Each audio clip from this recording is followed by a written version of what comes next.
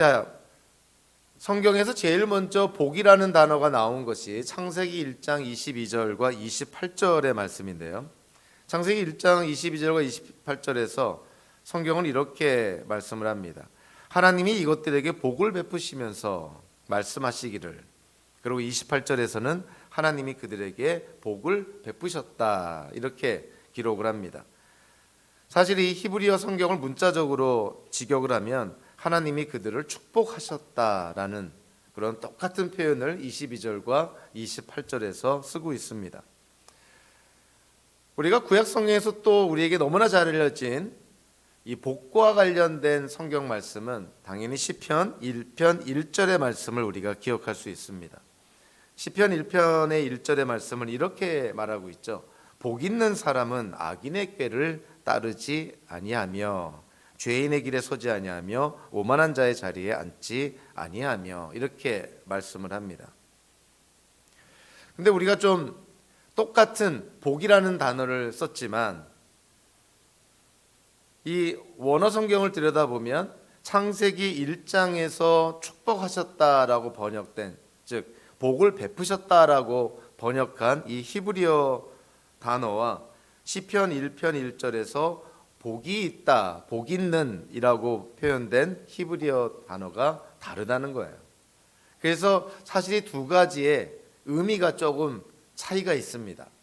그래서 이런 미묘한 차이를 우리가 좀 이해를 해야 오늘 본문 마음이 가난한 자가 복이 있다라는 말씀을 좀 더 잘 이해를 할 수가 있습니다.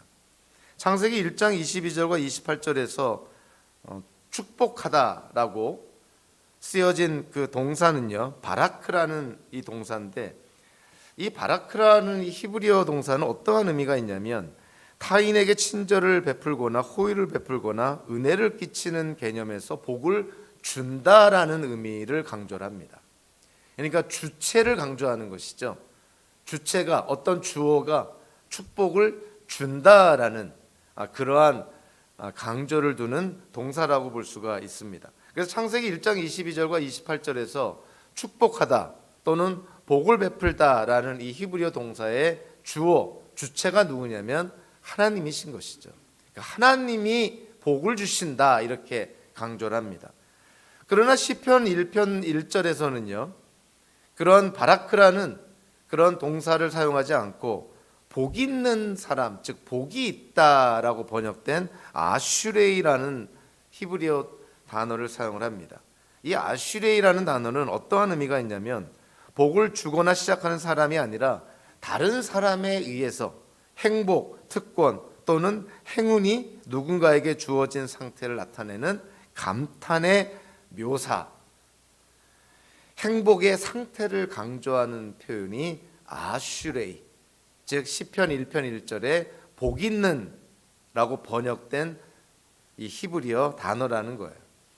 그러니까 창세기에서는 주체를 강조하는, 주어를 강조하는, 하나님을 강조하는 이 복을 베풀다, 축복을 한다, 이거를 강조한 표현이라고 한다면 시편 1편 1절에서는 누군가에 의해서 무엇인가를 통해서 행복한 상태에 놓여 있는 그러한 표현이 바로 복 있는 아슈레이라는 히브리어 단어라는 것이죠.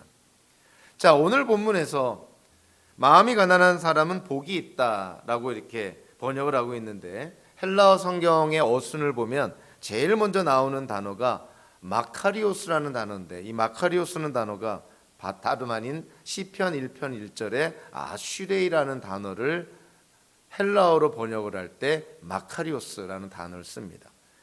그러니까 마음이 가난한 사람은 복이 있다라는 것은 시편 1편 1절에 아슈레이라는 히브리어처럼 어떤 의미가 있냐면 복된 상태에 놓여 있다라는 그런 의미인 것이죠.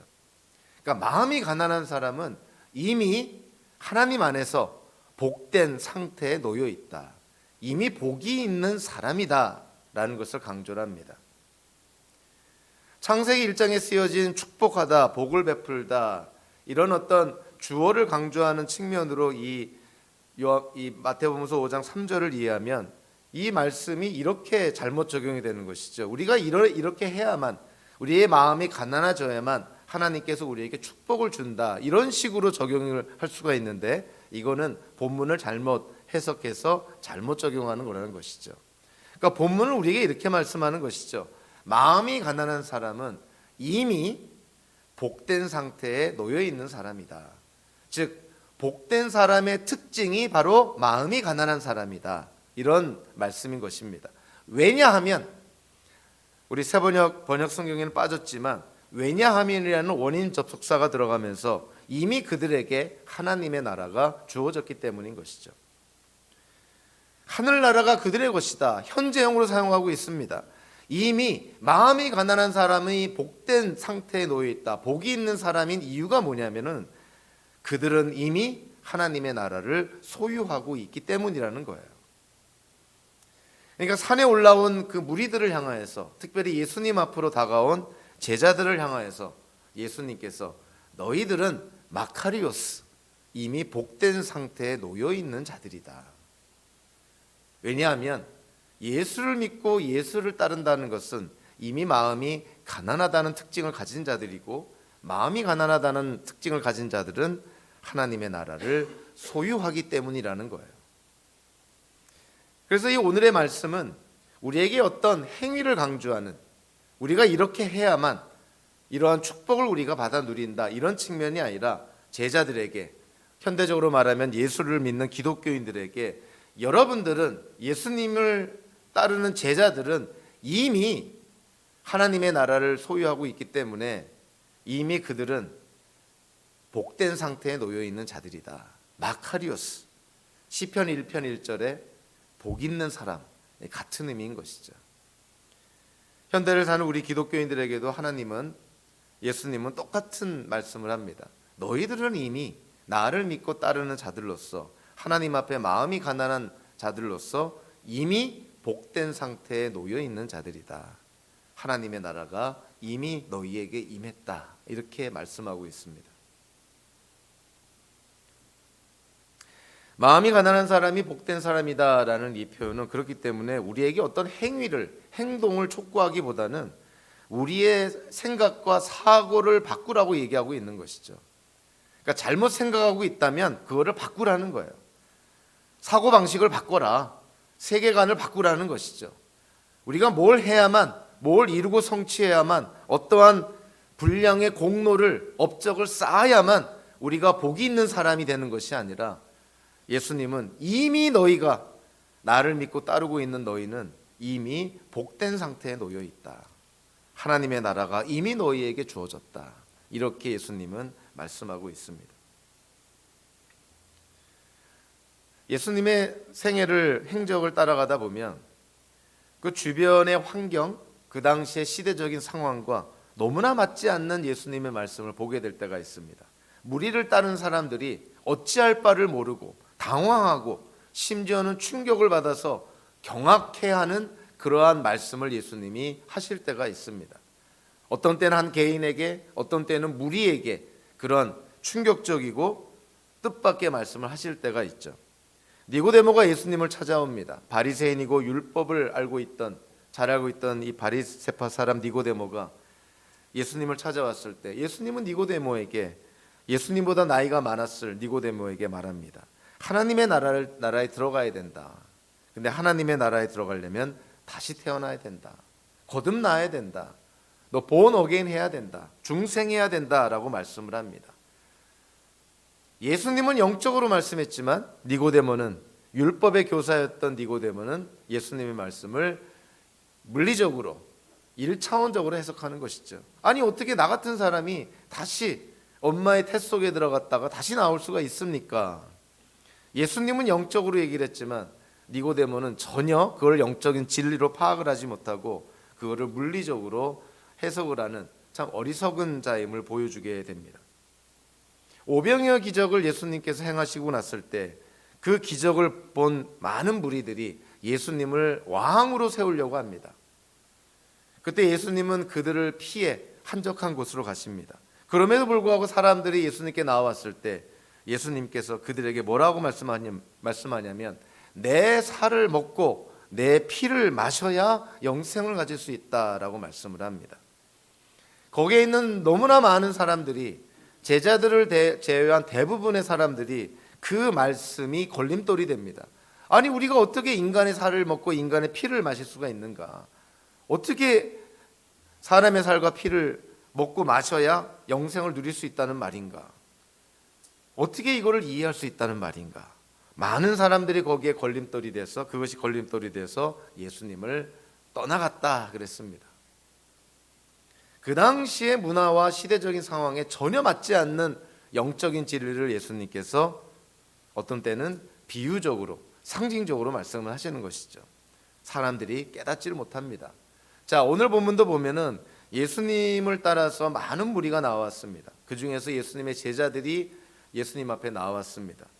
자, 그들은 어떤 상황에 있냐면 지금 로마의 압제 속에, 로마의 폭정 속에 그들은 신음하고 있는 자들이에요. 이런저런 과도한 세금 때문에 그들은 경제적으로 굉장히 어려운 상황에 처한 자들이고 정말 물질적으로 가난하고 궁핍한 자들이었습니다.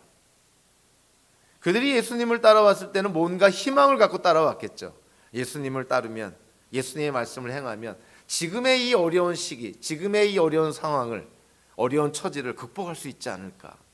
그런 그들에게 예수님이 말씀을 합니다. 가난한 사람이 복이 있다. 정상적인 사람이라면 이것 또한 걸림돌이 될 수밖에 없는 것이죠.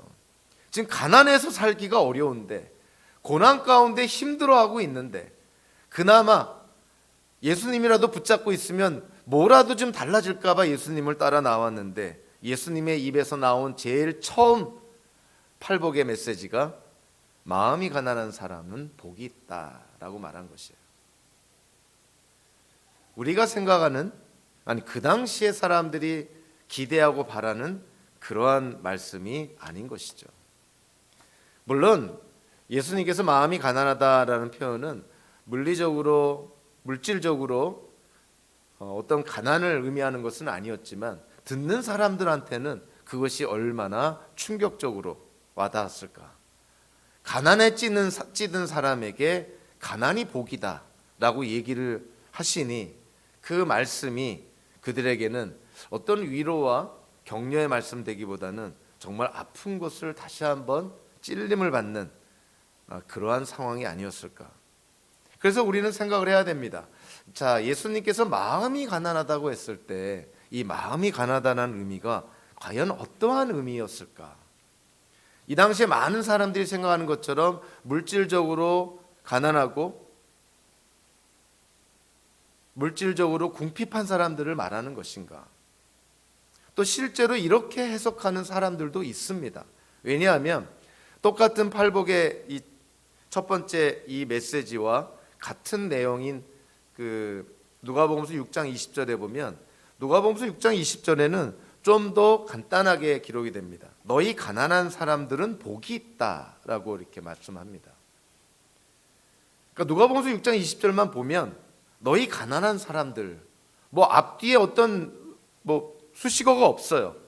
그러면 너희 가난한 사람들 그러면 당연히 물질적으로 궁핍한 사람들을 말하는 것이 아닌가 이렇게 생각할 수 있는 것이죠. 그러나 마태복음서 5장 3절과 견주어서 우리가 바라보면 예수님의 뜻은 분명해집니다. 물질적으로 가난한 사람이 복이 있다는 것이 아니라 마음이 가난한 사람이 복이 있다. 여기서 마음이라고 번역된 푸뉴마라는 이 단어가 사실은 영이라는 단어입니다. 그러니까 영이 가난한 사람.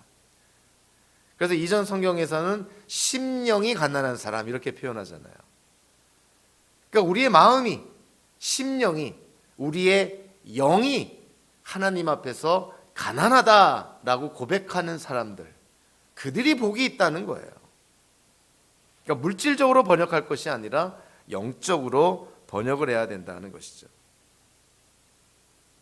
마음이 가난한 사람들이 복이 있는데 왜냐하면 그들이 하나님의 나라를 소유하기 때문이다 라고 말씀합니다. 그러면 질문이 당연히 나오죠. 하나님의 나라를 소유한 사람들이 마음이 가난한 사람들이구나. 그럼 도대체 마음이 가난한 사람들은 어떤 사람들을 말하는 것일까? 그것이 오늘 본문에서 우리가 이해하고 깨달아야 될 내용입니다. 산상순을 처음부터 끝까지 연속으로 강해 설교를 했던 마틴 로이드 존스 목사님은 이 5장 3절의 말씀을 강해를 하면서 이렇게 강조를 합니다. 이 마태복음 5장 3절, 즉 팔복 가운데 이 첫 번째 내용이 뒤에 나오는 7가지 그 복의 내용의 기초가 되고 기반이 되고 전제가 된다는 걸 강조를 합니다. 다른 말로 하면 이 첫 번째 복의 내용이 성사가 되지 않는다면, 이것이 충족이 안 된다면 두 번째로부터 8번째까지 나오는 복의 내용은 아무 의미가 없다는 거예요. 마치 그런 것이죠. 기초가 세워지지도 않았는데, 기초가 없는데, 기반이 파운데이션이 없는데 그 위에다가 건물을 세우는 것과 마찬가지라는 것이죠. 그만큼 마틴 로이드 존스 목사님은 산상수훈의 이 팔복의 메시지 가운데서 오늘 이 첫 번째 5장 3절의 내용을 가장 중요하게 봅니다. 그리고 사실 그렇습니다. 첫 번째 복의 내용이 우리에게 해당이 안 된다면 그 뒤에 나오는 내용들은 보나마나한 것이에요. 그만큼 오늘 내용이 팔복 전체의 기초가 되고 기반이 되고 전제가 되는 내용이라는 것이죠. 마음이 가난하다라는 것은요, 다시 한번 강조하지만 이거는 절대로 물질적이고 어떤 금전적인 사람들이 생각하는 그러한 가난의 의미가 아닙니다. 가난한 사람이 복이 있다고 해서 가난한 사람은 다 천국 간다는 식으로 부자들은 천국에 갈 수가 없다라고 얘기하는 것은 잘못된 것이고요. 이 성경 구절을 기반으로 해서 해방 신학, 즉 가난한 자들을 하나님께서 축복하시고 부자들을 하나님께서 멸하신다는 그런 잘못된 신학의 기반이 될 수가 없는 것이죠. 가난한 사람도 얼마든지 하나님 대신에 돈을 우상으로 섬길 수가 있습니다.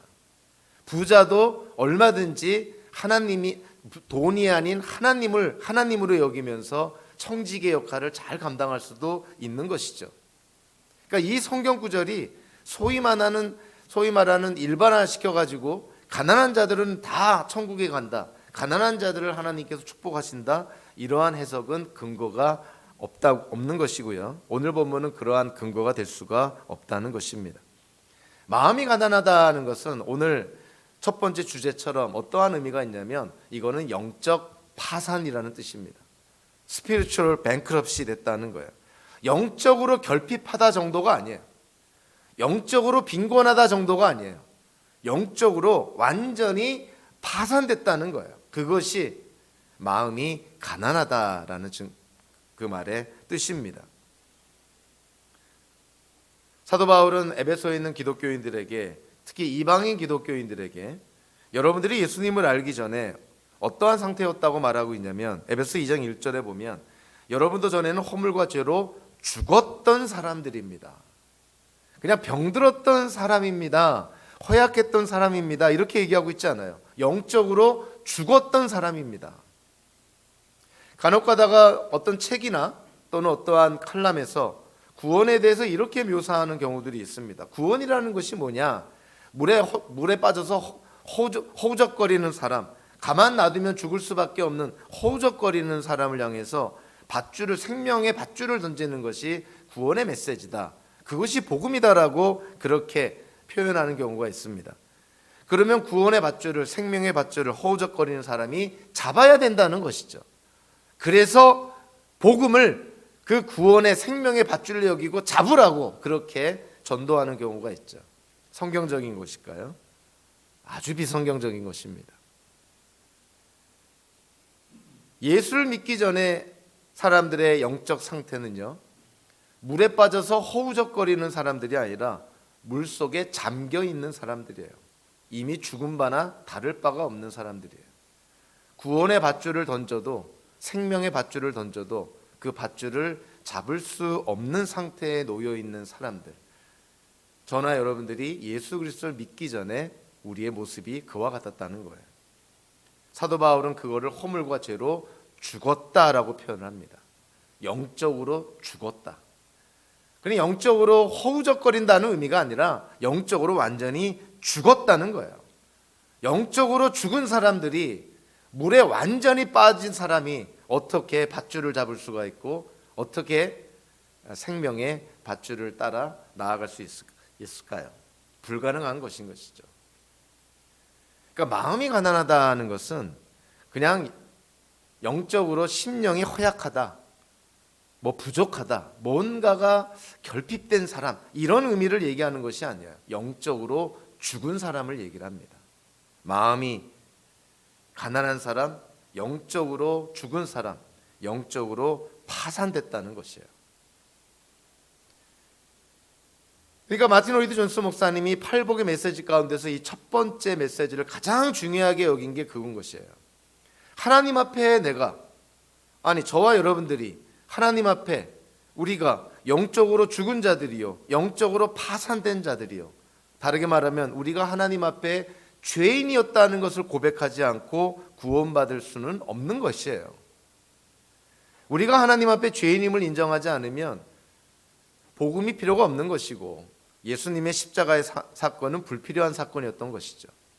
우리가 죄인임을 인정해야만 우리의 죄를 사해 주실 메시아가, 그리스도가 필요한 것이고 예수님의 십자가의 죽음이 그래서 우리에게 유효한 것이에요.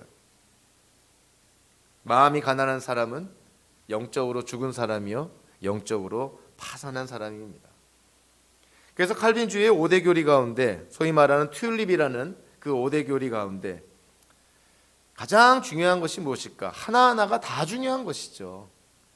그럼에도 불구하고 그 5대 교리에 순서가 주는 의미가 있습니다. 그 5대 교리가 전적 타락, 무조건적인 선택, 제한된 속죄, 불가항력적 은혜, 성도의 견인, 이 5가지의 그 교리가 있는데 이 5가지 교리의 제일 처음 것이 뭡니까? 전적 타락이에요. 인간은 태어날 때부터 모든 면에 지정이 모든 인격적인 측면에서 죄로 인해서 타락한 상태로 태어난다는 거예요. 타락의 범위가 전 범위에 걸쳐 일어났다는 것이죠. 이 전적 타락을 인정하지 않으면 예수님께서 나의 죄를 위해서 십자가에 죽으셨다는 그 구원의, 그 복음의 메시지가 과연 잘 들어올까요? 나에게 선한 구속이 있고, 선한 구속이 있다는 것은 내가 노력하면 그래도 선을 행할 수가 있고, 더 나아가서 생각하면 노력을 더하고 최선을 다하고 이를 악물고 열심히 살면 하나님께서 기뻐하시는 수준의 선을 쌓을 수 있지 않을까? 이런 인본주의적인 인간론에 빠질 수가 있는 것이죠. 그렇게 되면 예수님이 필요가 없는 것이에요. 예수님이 이 땅에 오실 이유도 없고 예수님이 십자가에서 돌아가실 이유도 없는 것이죠. 예수 믿지 않는다고 구원받지 못한다? 이러한 성경 말씀은 다 틀린 것이죠. 그렇기 때문에 이 전적 타락이라는 이 첫 번째 이 교리, 전적 타락이라는 이 성경의 가르침을 우리가 온전히 이해하지 못하고 그것이 진리임을 우리가 온전히 수용하지 못한다면 사실은 구원의 메시지는 우리에게 들어오지 않습니다. 하나님 앞에 내가 영적으로 온전히 파산된 상태에 있고 영적으로 죽은 자라는 것을 고백한 자들만이, 즉 심령이 가난한 자들, 마음이 가난한 자들이, 그들이 복된 상태에 놓여 있는 거고 그들에게 하나님의 나라가 주어진다는 것이죠. 그래서 마틴 루터가 이런 역설적인 얘기를 하고 있지 않습니까? 의인이 되기 위해서는 죄인이 되어야 된다. 우리가 죄인임을 인정하지 못하면 의인이 될 수가 없다는 거예요. 예수님 당대에 의인이라 칭했던 사람들, 바리새인들, 서기관들, 율법 교사들, 제사장들, 사두개인들, 그들이 나름대로 율법을 지킴으로 하나님 앞에 의롭게 여김을 받는다고 생각을 했습니다. 그들은 의인이라고 생각을 했어요. 의인이라고 생각을 했는데 예수님이 오셔서 너 죄인이다라고 그러니까 예수님이 미워 보일 수밖에 없는 것이고 결국은 예수님이 죽은 것이죠. 그들은 의인이라고 생각했기 때문에 예수님의 복음의 말씀을 받아들일 수가 없었던 것입니다. 예수님의 구원을 가져다 주는 복음의 메시지는 오로지 죄인들만 그 복음을 받아들일 수가 있었어요. 저와 여러분들이 예수님을 언제 어떠한 모양으로 또 어떠한 채널을 통해서 믿게 됐는지는 사람들마다 다 다르겠지만 분명한 사실은 그거예요. 죄를 회개하지 않고는 예수님을 믿을 수가 없습니다. 즉 우리가 하나님 앞에 죄인임을 인정하지 않고는 구원의 메시지를 받아들일 수가 없다는 거예요.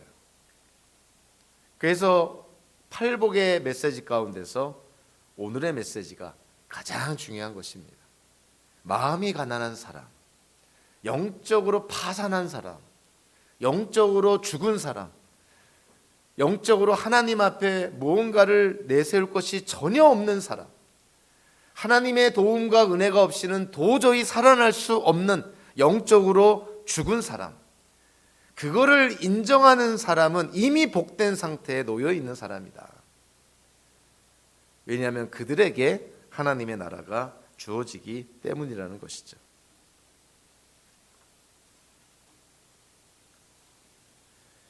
마음이 가난하다는 것이 영적인 빈곤함, 영적인 결핍, 영적 파산을 지나서 영적 죽음까지 의미한다는 것을 우리가 잘 이해를 한다면, 그럼 마음이 가난하다는 것이 영적 파산, 영적 죽음이라는 결과에 이어서 자연스럽게 뒤따라오는 또 다른 현상이라면 현상이랄까요? 또 다른 결과는 무엇일까요? 두 번째 주제가 그겁니다. 마음이 가난한 사람은 곧 자기가 어떠한 존재임을 인정하는 사람이냐면 자기는 빈 그릇과 같다 하는 거예요. 빈 그릇, 비어있는 그릇이다. 가난하다라고 번역된 이 헬라어가 히브리어 성경 이사야서 61장 1절에 주님께서 나에게 기름을 부으시니 주 하나님의 영이 나에게 임하셨다. 주님께서 나를 보내셔서 가난한 사람들에게 기쁜 소식을 전하고, 이 이사야서 6장 61장 1절에 이 가난한 사람들이라고 번역된 이 히브리어를 헬라어로 번역을 할 때 오늘 가난한 사람들이라고 번역된 똑같은 헬라어를 사용을 합니다. 이사야서에서의 이 가난한 사람들은 어떤 사람들이냐면 대부분 겸손하고 경건한 사람들을 가리키는 것이고요. 단어의 가장 중요한 의미는 핍박을 받고 있는, 억압받는 사람들을 가리킵니다. 그러니까 물질적으로 가난하다 이런 뜻이 아닌 거예요. 그 당시에 시대적으로 억압받고 핍박을 받고 있고 박해받은 사람들, 그 가난한 사람들에게 누군가가 와서 기쁜 소식을 전해주고 그들을 그 억압에서 해방시켜 주신다는 것이죠. 마치 희년의 메시지, 주빌리의 메시지처럼 그들을 해방시켜 주실 것이다. 그것이 이루어지고 성취되는 것이 지금 마태복음서 5장에 나와 있는 팔복의 메시지라는 거예요. 바로 그 그리스도, 기다리던 메시아 예수님께서 이 땅에 오셔서 지금 예수를 믿고 따르는 자들에게 선포합니다. 이사야서 61장 1절에서 예언했던 그 말씀이 너희들에게 이루어졌다. 예수를 믿고 따르는 너희 가난한 자들, 너희들에게 기쁜 소식이 전해지고 너희들의 상한 마음이 치료가 되고 포로였던 너희가 이제 자유하게 되었다.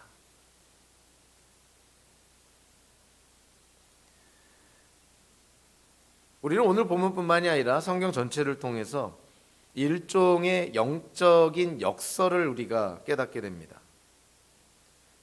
역설이라기보다는 영적으로 보면 당연한 순리라고도 볼 수가 있죠.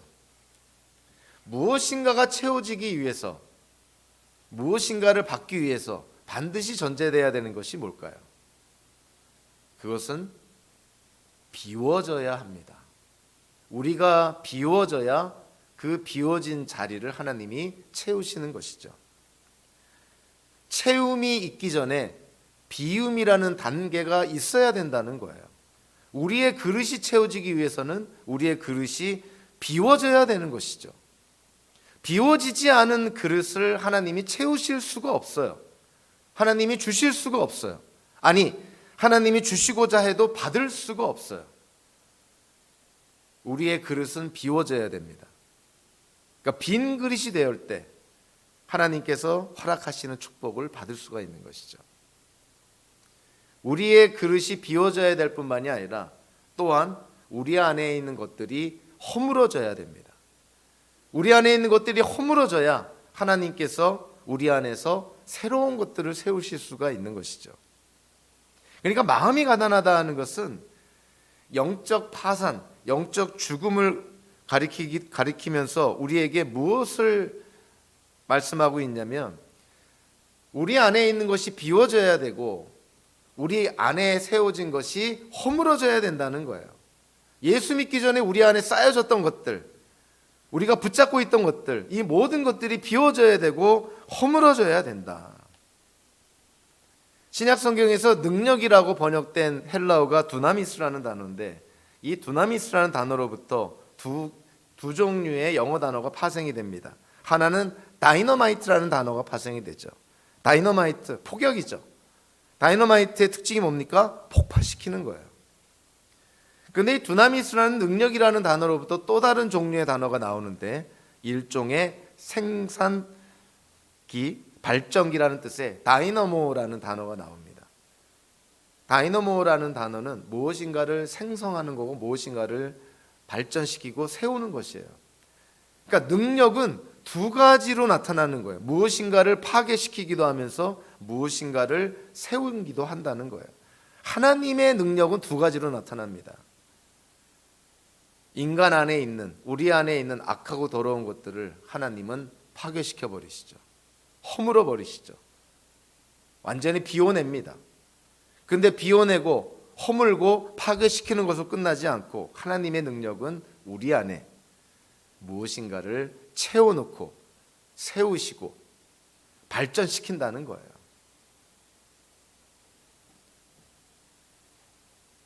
하나님의 능력으로, 복음의 능력으로 우리 안에 비성경적이고 세속적이고 하나님 보시기에 적그리스도적인 그런 악하고 더러운 것들이 우리 안에 세워져 있다면, 그것은 복음의 능력으로, 하나님의 능력으로 허물어져야 됩니다. 그래서 우리 안에 더러운 것들이 싹 빠져나가야 되는 것이죠. 그러고 났을 때 채워지는 것이고, 하나님이 세우시는 것이고, 하나님이 복을 내려주시는 거예요. 그러니까 영적으로 파산했다, 영적으로 죽은 자라는 것은 다른 말로 하면 우리 안에 있는 모든 것이 다 비워졌다, 우리 안에 있는 모든 것이 다 허물어졌다, 이제는 하나님의 은혜를 받을 준비가 되어 있다, 이런 뜻입니다. 그러니까 아직도 자아가 있고, 자아라는 표현이 긍정적일 수도 있지만 부정적으로 얘기하면 아직도 자기의 고집, 자기의 의지, 내 생각을 아직도 고집하고 붙들고 있으면 허물어질 게 아직 허물어지지 않은 거예요. 비워져야 될 게 아직도 비워지지 않은 것이에요. 하나님이 주시고자 하는 축복을 풍성하게 누리지를 못한다는 것이죠. 내 안에 있는 것이 비워져야 된다는 거야. 내 안에 있는 것이 허물어져야 된다는 것이에요. 내 안에 있는 것이 깨끗해져야 된다는 거예요. 그럴 때 하나님의 복이 주어지고 하나님의 복으로 채워지게 되고, 우리는 새로운 피조물로 세워지게 되는 것이죠. 예수님께서 기도에 대해서 언급을 할 때 누가복음서 18장에 보면 바리새파 사람과 세리의 기도에 대한 비유가 나옵니다. 바리새파 사람은 하나님께 이렇게 기도하죠. 하나님 감사합니다. 나는 남의 것을 빼앗은 자나 불의한 자나 간음하는 자와 같은 다른 사람들과 같지 않으며 더구나 이 세리와는 같지 않습니다. 나는 일에 2번씩 금식하고 내 모든 소득의 11조를 바칩니다. 하나님 앞에 이렇게 기도합니다. 세리는 어떻게 기도하나요? 가슴을 치며 이렇게 기도합니다. 하나님, 이 죄인에게 자비를 베풀어 주십시오. 이렇게 단순하게 기도를 합니다. 바리새파 사람의 기도는 어떤 기도였나요? 우리가 하나님 앞에 기도한다고 했을 때는 우리가 두 손을 들고 하나님 앞에 나아가는 것인데, 바리새파 사람의 기도는요, 이미 그 두 손에 무엇인가가 가득 차 있어요. 다르게 말하면 자기 의로움으로 가득 차 있습니다. 다른 사람과 비교했을 때 자기 괜찮은 사람이라는 거예요. 저 세리 같은 죄인과 비교했을 때 자기는 의롭다는 거예요. 하나님의 은혜를 간구하며 하나님께 기도하는 자가 그 손이 자기의 의로움으로, 자기의 공로로 가득 차 있는 거예요. 하나님의 축복을 받을 수 있을까요? 받을 수가 없는 것이죠. 그 손이 비어야 받는 것인데, 자기 의로움에 가득 찬 자가 어떻게 하나님의 축복을 받겠어요? 반면에 세리는 빈손으로 나갑니다. 왜냐하면 하나님 앞에 내세울 곳이 없어요. 죽을 수밖에 없는 죄인, 유대 사회에서 매국노로 손가락질 당하는 그들, 하나님 앞에 나아갈 때 그들은 내세울 곳이 없는, 그러니까 빈손으로 나아갈 수밖에 없는 것이고, 그래서 세리의 기도는 단순 명료합니다. 하나님, 죄인인 나에게 자비를 베풀어 주십시오. 우리의 기도도 이렇게 되어야 된다는 것이죠. 하나님 앞에 우리가 내세울 것이 무엇이 있고 자랑할 것이 무엇이 있고 우리 손에 담을 것이 뭐가 있냐는 거예요. 빈손으로 나가야 되지 않겠느냐.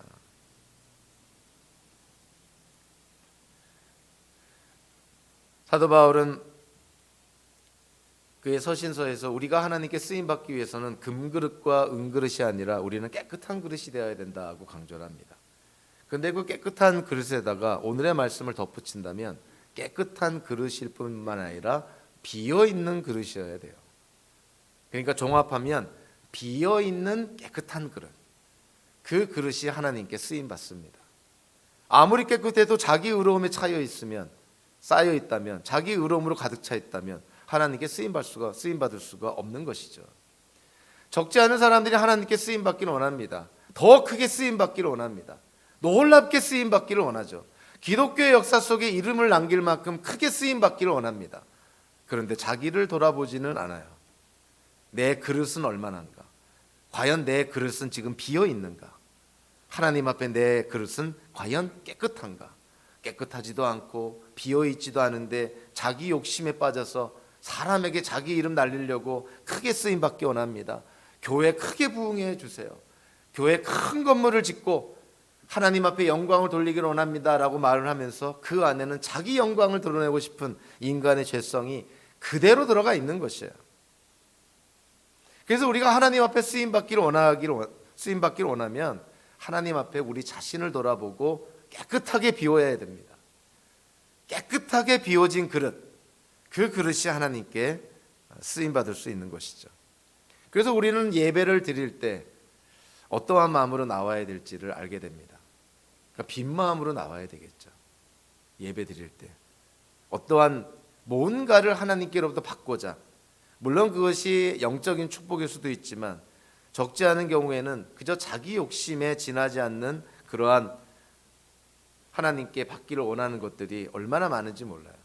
그래서 우리가 예배할 때 정말 어린아이 같은 순전하고 빈 마음으로 나와야 되지 않을까. 하나님 앞에 기도할 때 정말 세리처럼 단순 명료하지만 빈손으로 나아가야 되지 않을까. 정말 깨끗한 그릇, 비어있는 그릇으로 나가서 하나님께로부터 언제라도 어떠한 목적을 위해서 쓰임받을 준비가 된 상태에서 나아가야 되지 않을까. 그래서 예배를 드릴 때에도, 기도를 할 때에도, 하나님의 말씀을 들을 때에도 내가 원하는 것을 받고 내가 원하는 것을 구하고 내가 원하는 것을 찾기 위해서 예배도 기도도 말씀도 보는 것이 아니라 하나님이 주시는 것을 겸손하게 받을 준비를 하고 예배하고 기도하고 말씀을 읽어야 된다는 거예요. 우리가 영적으로 파산한 자요, 우리가 하나님 앞에 세리처럼 어쩔 수 없이 빈손으로 나아갈 수밖에 없는 자라는 것을 우리가 어떻게 깨달을 수 있을까요? 그것이 인간의 노력으로 됩니까?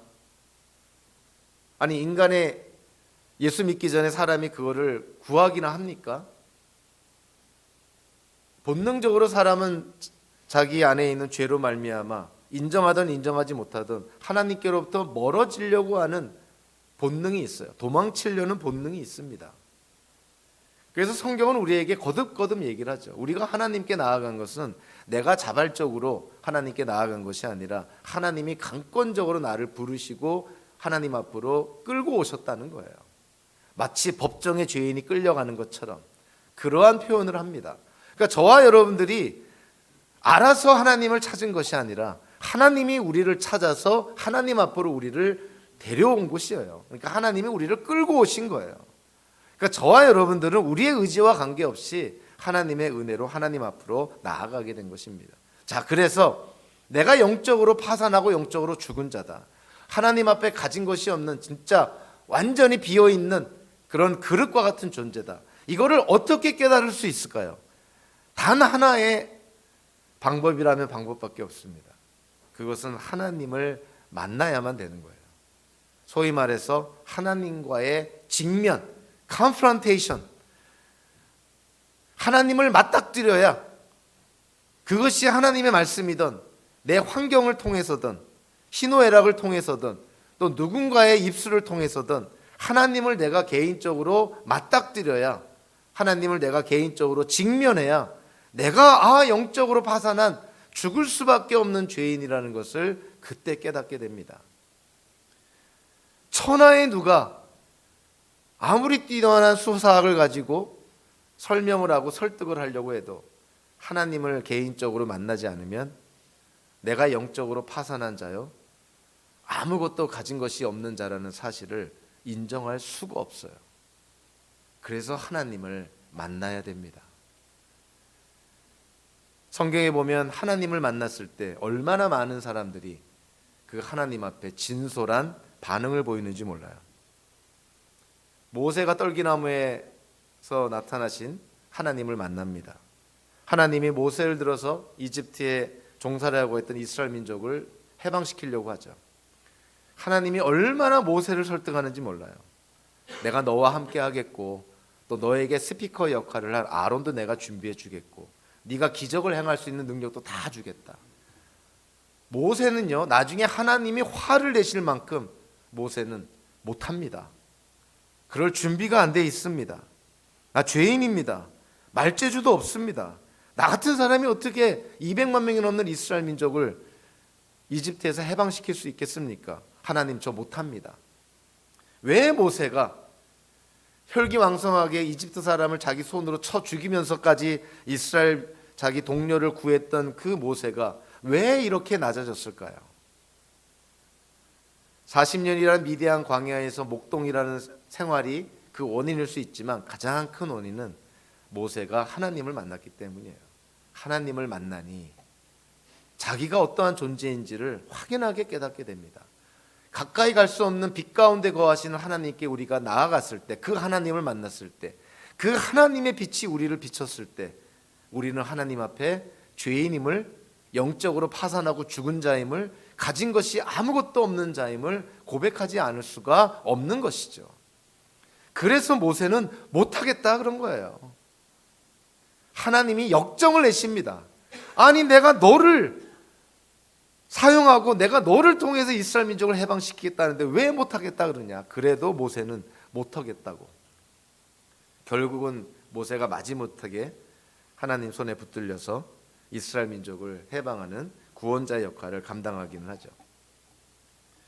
하나님께서 이스라엘 민족을 구원하시기 위해서 기드온에게 나타납니다. 기드온에게 나타났을 때 기드온이 하나님을 만나니 기드온이 어떤 고백을 합니까? 하나님, 내가 어떻게 이스라엘을 구하겠습니까? 나는 지파 가운데서도 가장 연약한 므낫세 지파, 그 가운데서도 가장 약하고 또 나의 아버지 집에서도 가장 약한 사람이 바로 접니다. 기드온이 그렇게 고백을 해요. 왜 그랬을까요?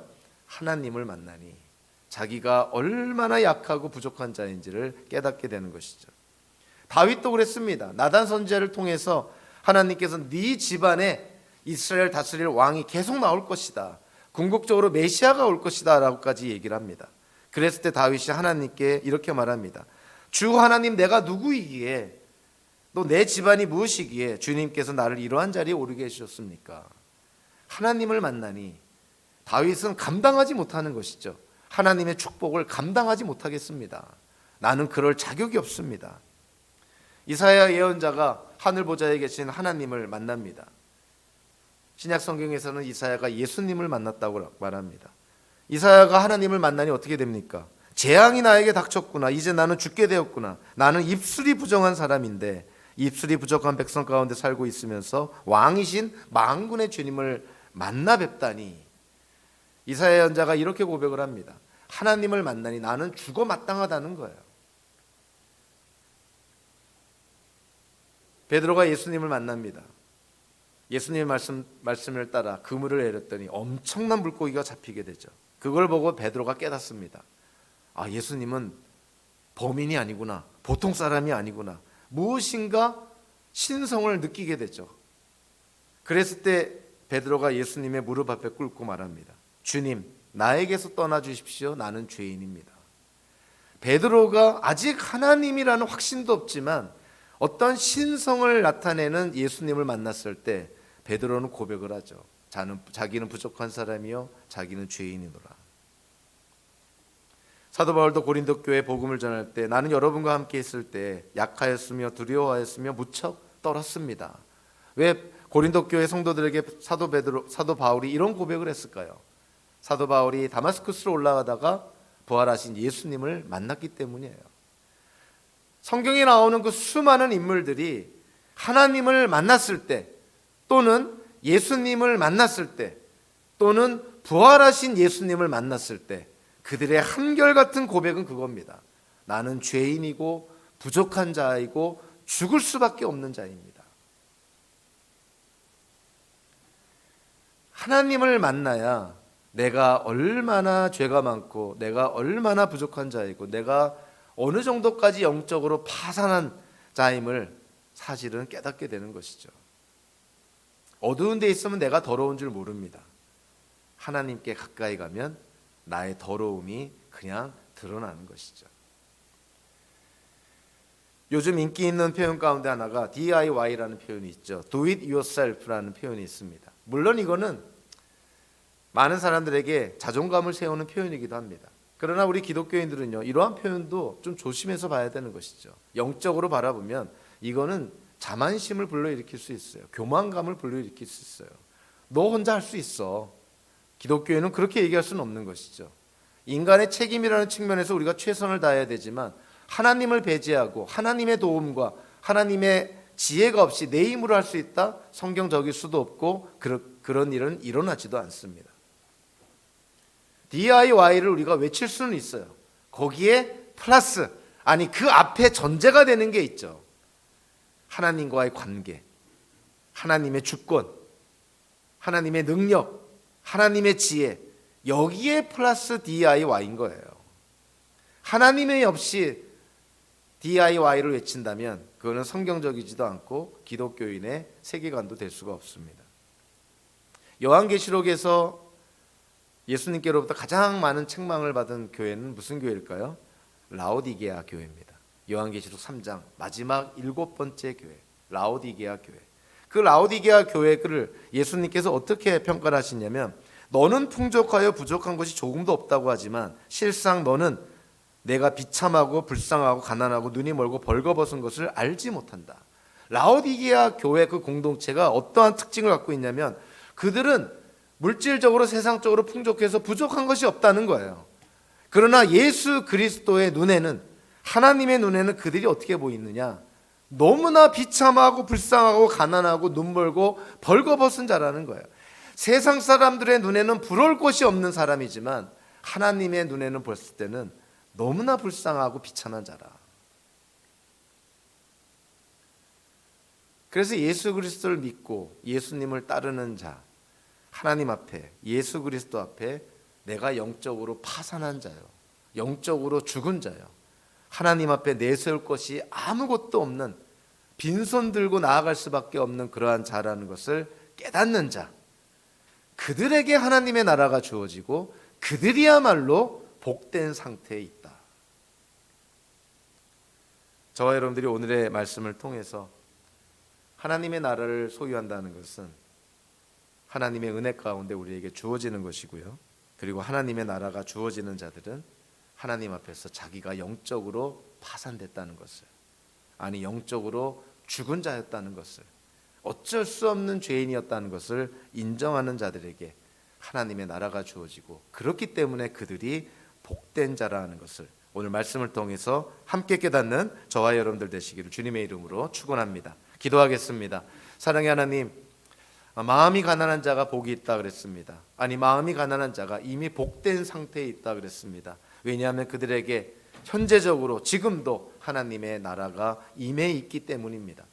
예수 그리스도를 믿는 저희들, 오늘도 이 아침에 빈 마음으로 빈손으로 와서 하나님께 예배하는 우리들, 예수 그리스도를 믿음으로 말미암아 우리가 의롭게 되었고, 예수님을 믿음으로 말미암아 이제 하나님의 나라의 시민권자가 되었고, 예수님을 믿음으로 말미암아 하나님의 자녀가 되었으니 우리야말로 이미 복된 상태에 놓여 있는 하나님의 자녀 성도임을 깨닫게 됩니다. 이 사실을 확신하며 남은 인생 주 안에서 담대하게 살아가는 우리 공동체 성도 한 사람 한 사람 되기를 주님의 이름으로 간절히 기도하옵나이다. 아멘. 우리 다 함께 일어나셨어요?